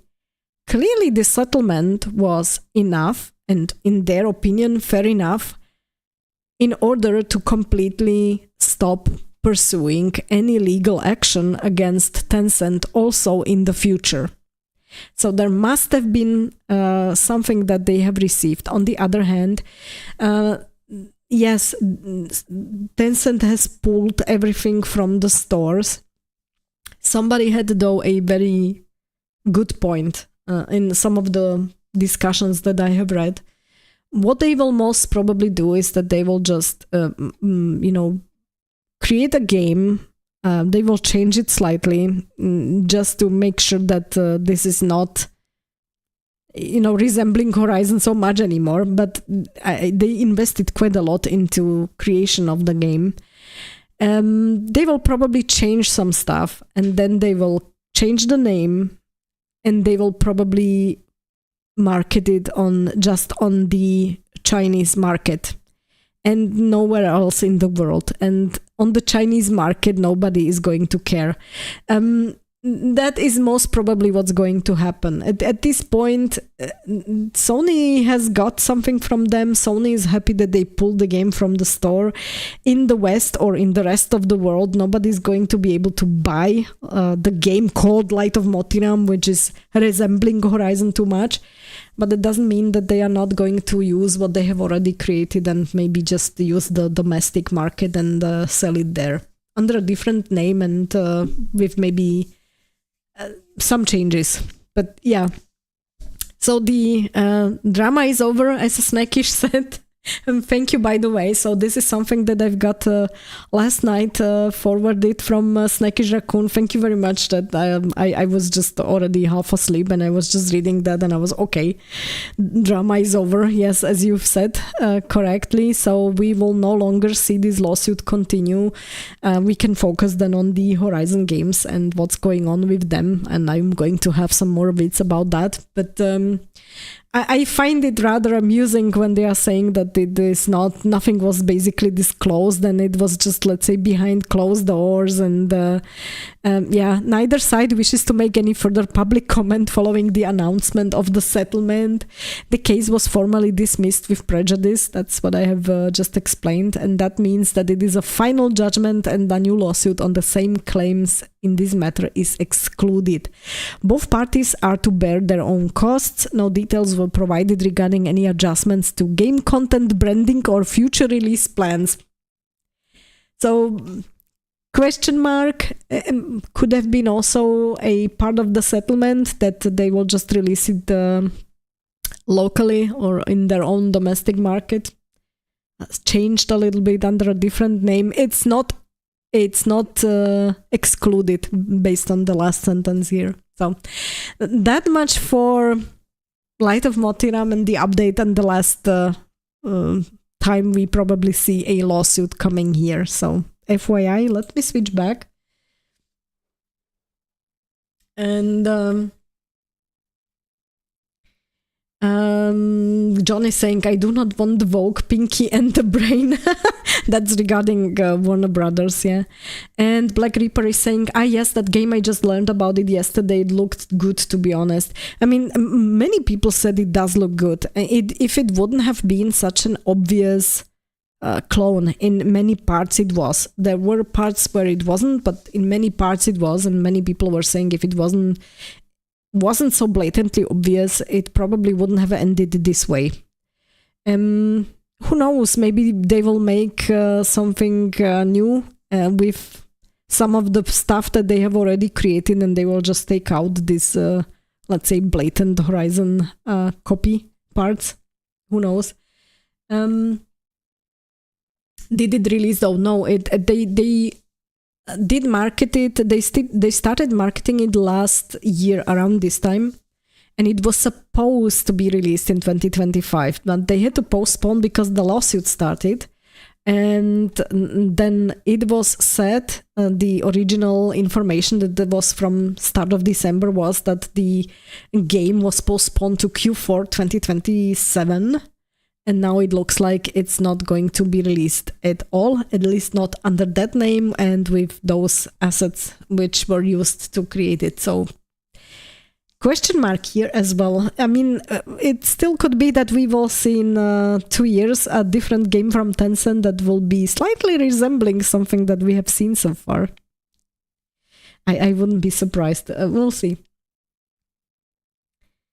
And yeah, I wonder if they are going to repurpose this project that's from Dance. Yes, I do believe they are. I mean, they did invest a lot of the money into creation of it. That was visible already from the trailer. They had a lot of the game already done. And they had also introduced parts of the gameplay. And it was visible also on the gameplay that they are quite far with the game development. So I'm pretty sure they're not just going to, completely forget about it. They're going to use it. And Dance is saying, plot twist, Tencent was just bluffing. There was no game, only promotional material. You mean to piss off Sony? Well, if it would be the case, then it did backfire horribly because they had to clearly pay something to Sony now. And John is saying it did look good, just confused that China got a pass with Marvel rivals. I mean, I think that was from many either games or movies or series from the past that people were used to, that China is copying a lot. And usually it was in an extent where the original IP wasn't so, let's say, threatened. And the Western studios have usually, and the publishers have usually thought, okay, it's not worth it. So they didn't, let's say, go ahead with any lawsuits. And probably, and I can imagine that there could have been some settlements which have just been done in the background. So that could be the case. And nobody was therefore expecting suddenly Sony officially suing Tencent because, like I said, it wasn't really done until now. So probably nobody was expecting it, and Tencent as well. So they must have been quite surprised, to be honest. And yeah, Snake is here. What did I miss? A lot. Come on, you have to rewatch by now. So we have discussed a lot of the stuff already, and I have just a few more topics to talk about. But you will have to check out the rest of the stream when the recording is up. So let me just switch back to me on the screen, and let me just check the other topics that I have. So we did discuss that, and the next topic that I have is YouTube mess. I'm not sure if you are actually seeing it or if you're following up on it. I know that most of the people don't really care because they are not, let's say, creating vids or creators as such. But currently there's a lot of people already involved, and many people are watching what's going on who are just, let's say, viewers, because it does impact them negatively too, in terms of there's a lot of channels that are being deleted by YouTube. And suddenly channels which have been relatively successful, and I'm talking about channels that had 65,000 subs, 200,000 subs. We are already talking about channels which are that big, which are suddenly disappearing overnight. So it's not just the creators that are losing their livelihoods often, but it's also the viewers who suddenly see less of what they were used to, and they cannot find those creators that they were used to, and instead YouTube seemingly prefers to serve more and more AI slop. And let me show you. I will show you something that was posted by a couple of people, and just to emphasize the craziness what's currently going on. So just so you are not surprised when you suddenly see some of the creators disappearing that you were used to seeing. Because the reasons for them disappearing are unbelievable, to put it that way. So let me just switch. In the first case, which happened is from this channel, and they have been told that they violated the YouTube's firearms policy, and while they were streaming and they were holding, handling or transporting a firearm, and that isn't allowed on YouTube. And of course, YouTube has provided them a timestamp and at which time this supposedly happened in their video. And they made a screenshot from the video, from the timestamp, and posted it back, the creators of the channel. And as you can see, it's a microphone. So please address this. Our live stream was taken down for holding a firearm. It is a microphone. People are already making fun of YouTube's AI moderation tools. I mean, this is unbelievable. And I really like, at least like this one, rather poignant that they mistook a microphone, a symbol of free speech, and was taken down for being too dangerous by YouTube's consultified AI moderation systems. I mean, you can see the craziness that's currently going on. The people are being deleted, or the channels are being deleted left and right for absolute nonsense. It's absurd. It's completely absurd. And on the other side, YouTube is saying that their tools are working fine and that they want to introduce even more AI moderation tools. And they take down people for holding a microphone. That's one. Then there's another one. There was a case, this guy is describing it quite well. I will again post the link in the description below, where this guy is saying what happened to him, and he only found out because some of his viewers managed to make quick screenshots before the channel was taken down, was that some bots have flooded his comment section on one of his vids, and because this happened on one of his vids by some bots, his entire channel was completely deleted. And first of all, a creator cannot in any way, unless he makes sure that certain, let's say, words don't pass the filter, the YouTube's filter, they can make sure that there is certain comments that don't go through, that have, I don't know, links to external sites, that have, I don't know, cursing, swear words, that have some, I don't know, promotion or stuff like that. Okay, so you can limit certain things in what appears in your comment section by limiting certain words or parts of sentences or connected words, let me put it that way.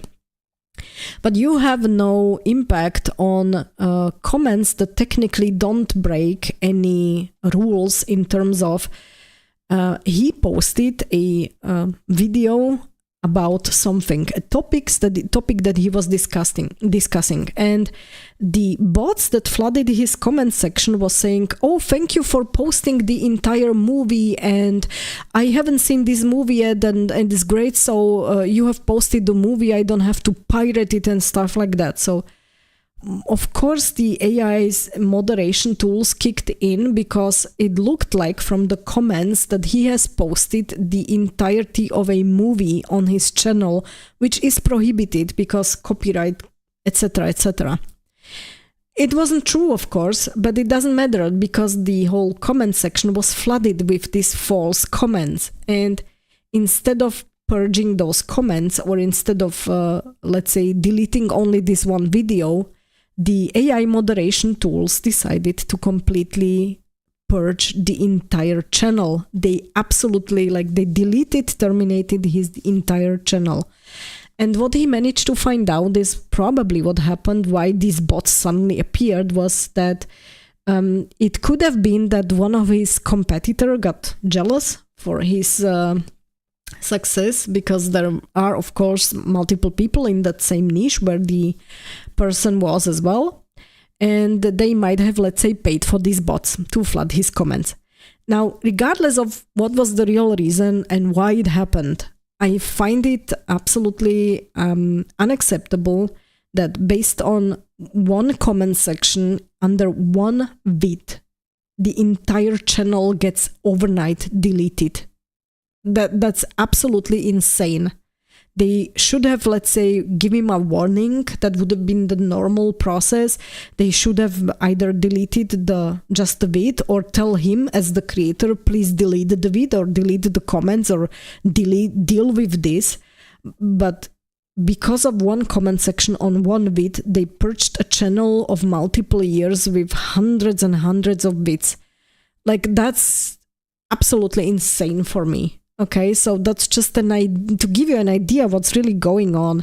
And there is, of course, the audacity of YouTube then also to continue posting on X. They have their own channel, and they are posting nonsense like this.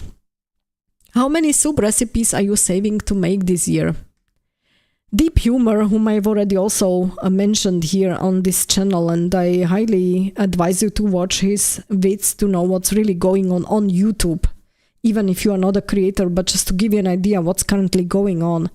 This guy is already making fun of YouTube, honestly, because he said it's not normal what's currently going on. So yeah, entire YouTube community says address the flaws in your AI systems, and YouTube posts, how many soup recipes are you saving to make this year? So they are just evading what's currently going on, the everything that's just going wrong on their entire site, and posting nonsense. And I think the best summary for that is actually in a article that I have found, and I highly advise you to also read through that. Lazy AI moderation is destroying YouTubers' livelihoods after more than 12 million accounts that have been deleted in 2025 alone. And they are saying that this is mostly spam channels and scam and bots, etc. Well, the increased number of people who are protesting and who are writing on X and on other social media, who are writing entire petitions and who are already thinking about suing actually YouTube. That already tells you that it's not just spam and scam channels. Between those 12 million channels, there clearly is a ton of channels that are valid channels.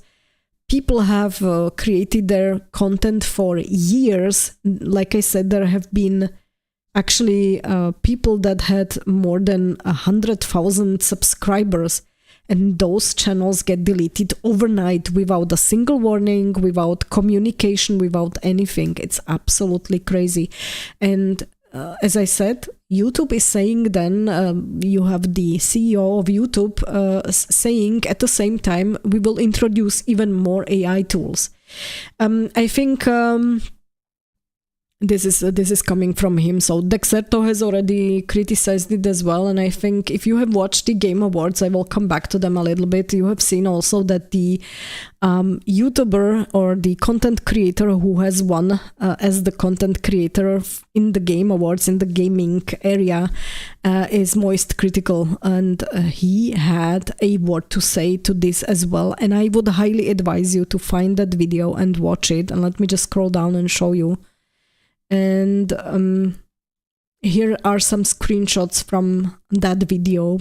and he absolutely like destroyed the CEO of YouTube and said like, this is unbelievable, that's something that's impossible, that you are introducing even more of these AI tools. And then there is actually one case, and that's this guy who did take YouTube to a court in Europe, in the European Union, because it is illegal in Europe for AI to ban you or delete your channel without, let's say, a human oversight. And he actually won. And until this day, his channel is not reinstated. So basically, YouTube is actively ignoring a lawsuit that they have lost, and they are ignoring a decision.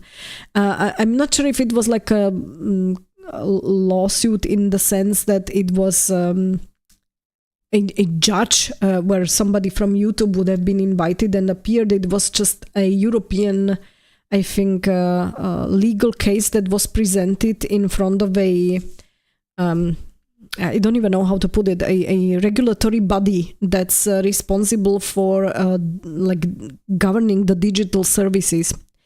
And that one has decided that what YouTube is doing is illegal in Europe. So they should not be doing this to at least like content creators who are based in Europe. They do have to have a human interaction and a human reviewing their channel before it gets deleted. And it isn't the case here. So that's on top. Like there's even some legal activity already that is going on, and they just completely ignore it. So this is absolutely crazy. And this is the video. Then if you go to his channel, this is the video to look for. So it's called Bad Statement from YouTube CEO. It has just some 14 minutes. Watch it. I mean, he really says out loud most of the things that many people are just thinking, and he's not afraid to say it out loud. I mean, with 17.6 million subscribers, he can, but it's just crazy. Yeah. Let me switch so I can see your comments.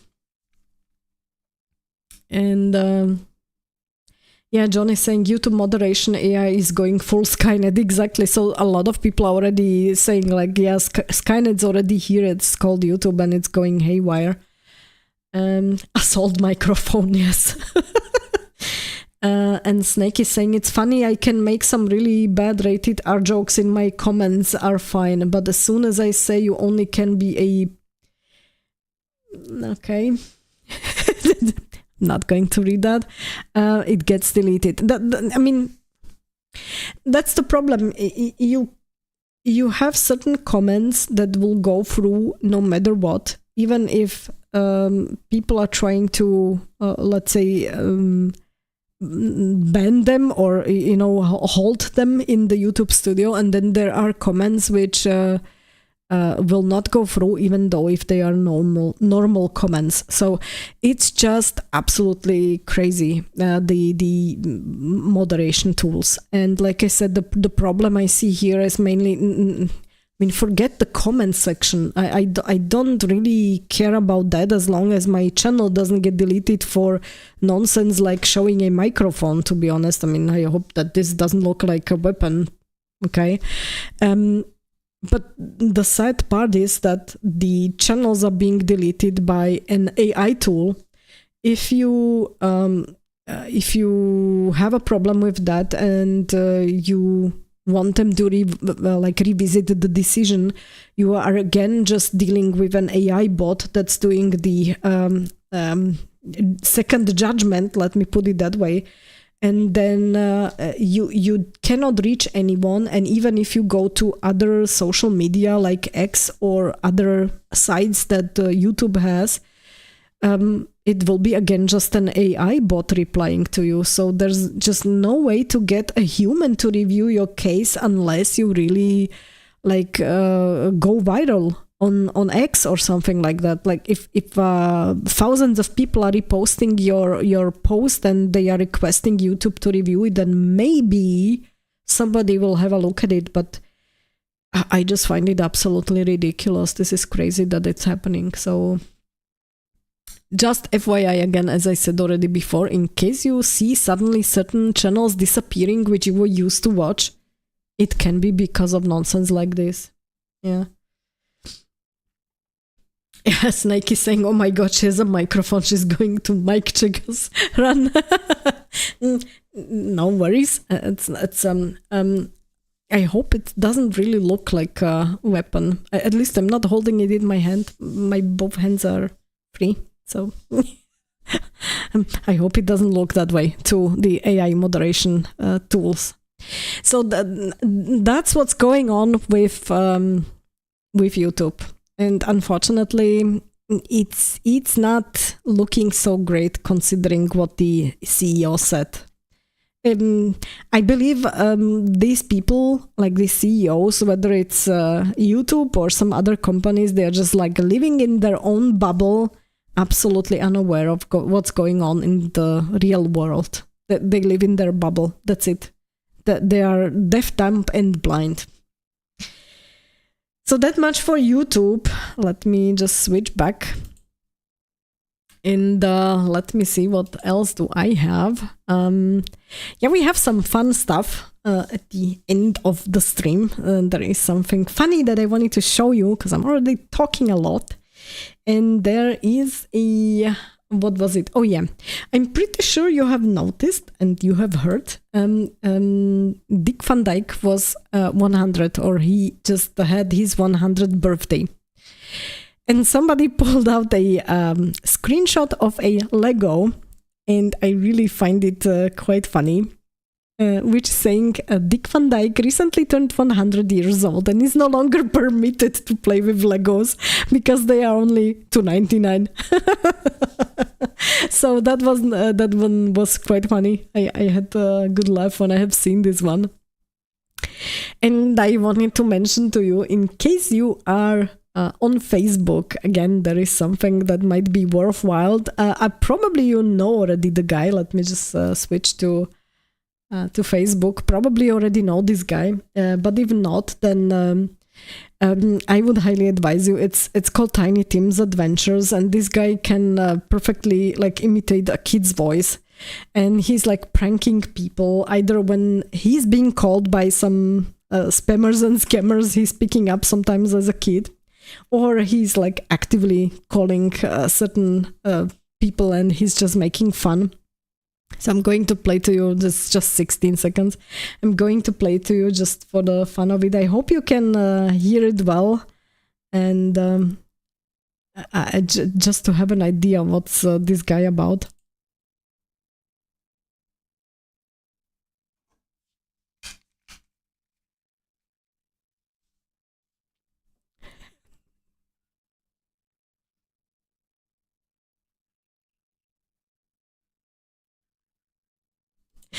Okay, so as you could hear, they already know him. So a lot of the people have already recognized him and his voice.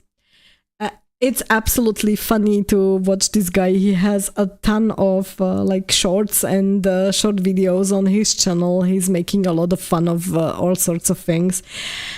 Definitely watch it. The guy is awesome. So watch that guy.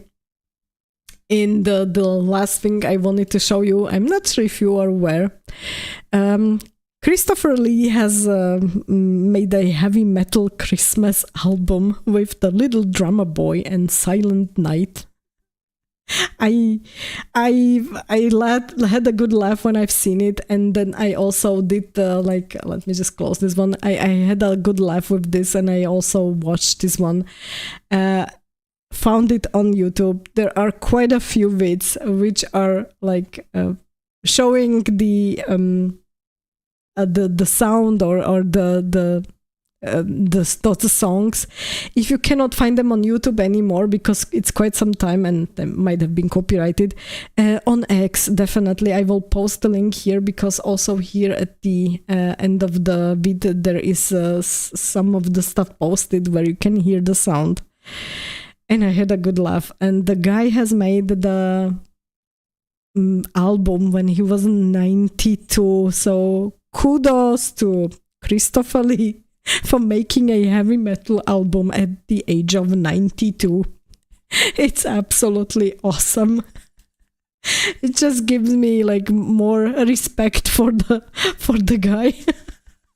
Okay, and that was basically the last thing that I have prepared. I just found it like very funny when I have seen it. And Snakish is saying, yeah, that's the meme you posted on Discord that made me laugh. That was regarding the Lego, yes. And you cannot hear it, no sound. Okay, damn it, that's not so great. I did change it to make sure that the sound is, you can hear it. I did close it already. So in any case, he's talking, that guy that I wanted to play to show you, he's talking like a small kid. You have to check it out because it's really funny when he's talking to someone.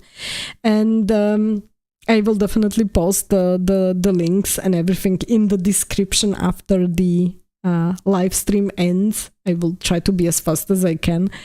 And check out his other bits as well. That was just one, but he has a ton. He has a ton there. So he's really having a good channel. And yeah, that would be it. From my side. Not sure if you have something more, because there is this time lag with the chat, which I'm not so fond of. I did try to fix it, to be honest, but I didn't get that far because the time lag is depending on multiple things on YouTube's side, which I have no effect on. I did try to change everything from my side as much as I could, so that the delay on my side is as small as possible, but still there is this time lag on YouTube, so I cannot do that much with it. In any case, I do hope that you have enjoyed this one and this stream. I know I talked a lot. And I know that we had various topics today, and I know that the sound wasn't so great, and I know that I started a little bit late, and as you can see, the cat is already back up again, no longer sleeping, he's moving. And it is the time is coming for me to get out with the dogs.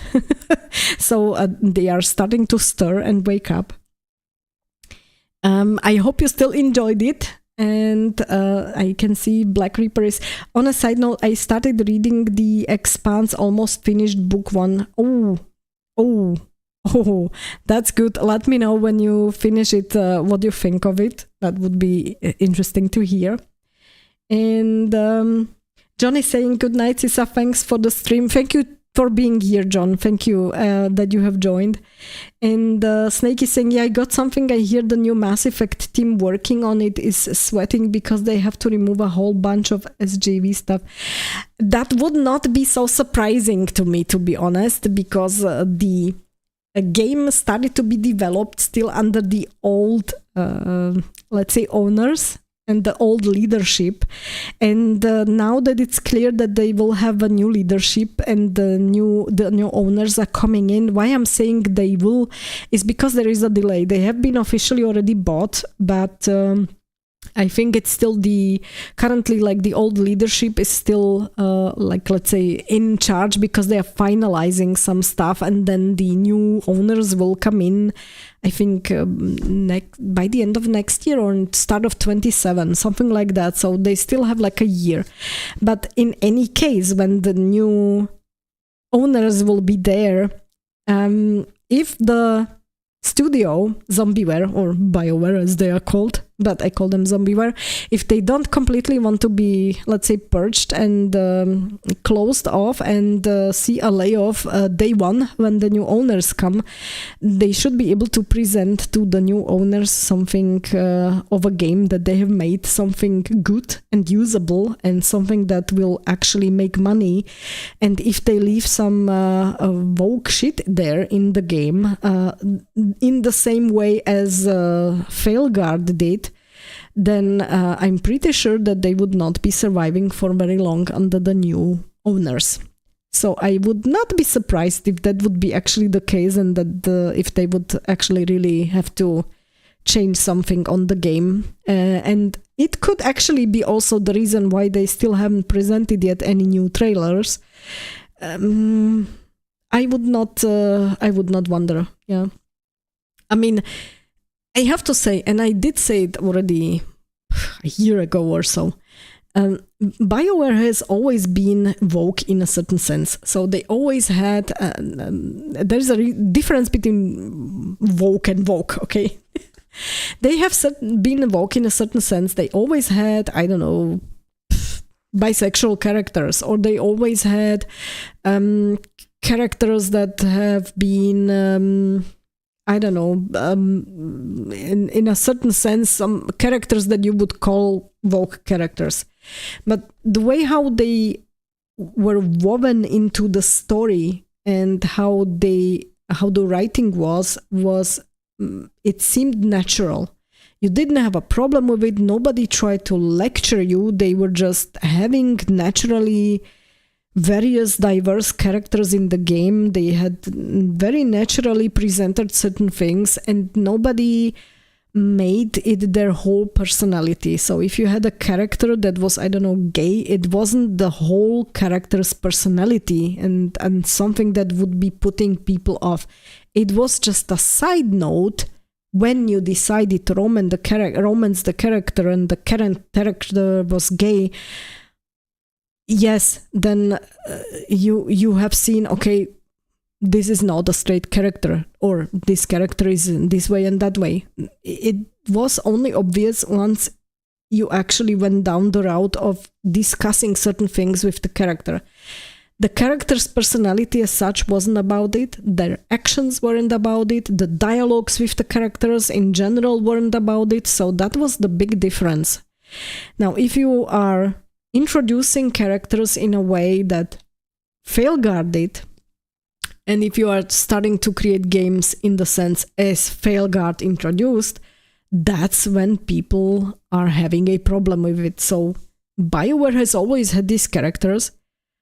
They just were showing them in a different manner in Mass Effect than they did in Dragon Age. We have to acknowledge that.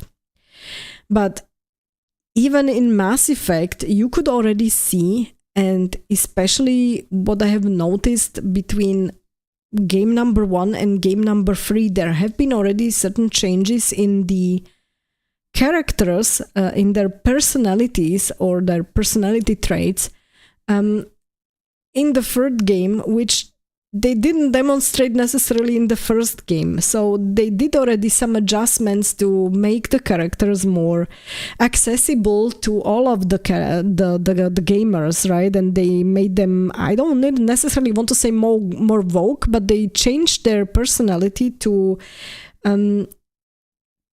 change their traits in a certain sense so that they are appealing also to the modern audience, let me put it that way.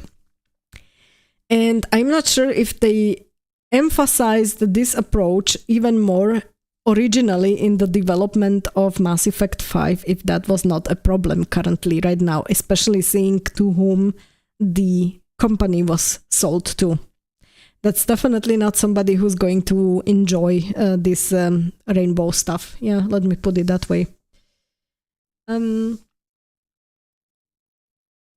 Okay. Oh, you are writing a lot, and yes, Nekish is saying thank you for the stream. Have a great walk with the babies. I will. Don't worry. It's good because I hear the new guy is. I get the shit out of this game.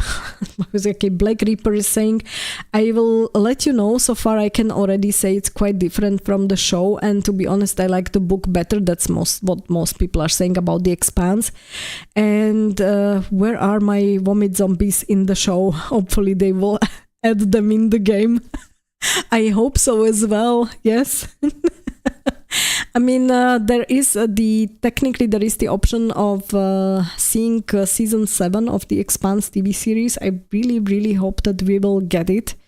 That was also another video that I have made not so long ago, because I think Alcon is looking forward to seeing how the game will do. Currently, the All Cat game, the Expanse, and I believe if that game is doing well, they will be more inclined to really start working on potentially on a season 7 or an additional season in the original Expanse TV series. I know that they are doing some side project currently with Amazon that is set in the Expanse universe, but doesn't really continue the Expanse book story as it was in the books. So it is something a little bit different.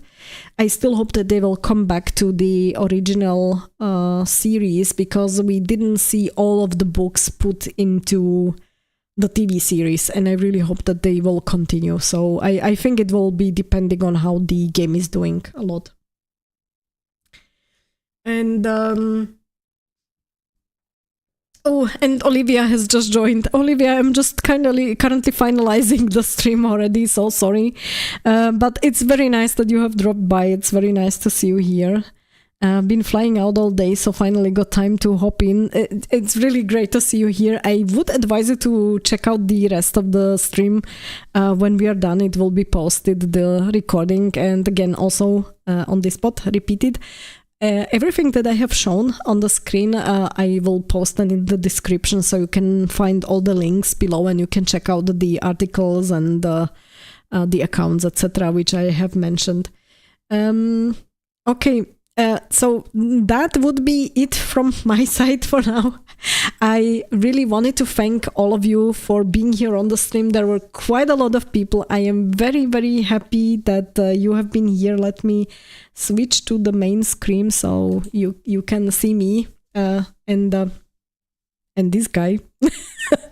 And I wanted to thank you all for being here. It was really great. That was the last stream for this year. Let me just see. I have yes, I have written down. Don't forget to say Merry Christmas to all. So I'm saying Merry Christmas to all of you. I definitely wish you a lot of many peaceful days during the holidays. I hope you can enjoy them with your family or friends. And I wish you all the best for the new year. Let's hope we will get a lot of new interesting games to play and to discuss and to make vids about. So hopefully we'll get a lot of new interesting stuff. And most of all, aside from the gaming part, I wish you a lot of health and success, and to be lucky and happy and positive, and just to have a great year. So thank you all for being here. Have a great time during the holidays, and I hope to see you again in the next year. So thank you very much. Thank you all for being here. Stay tuned and game on. Bye.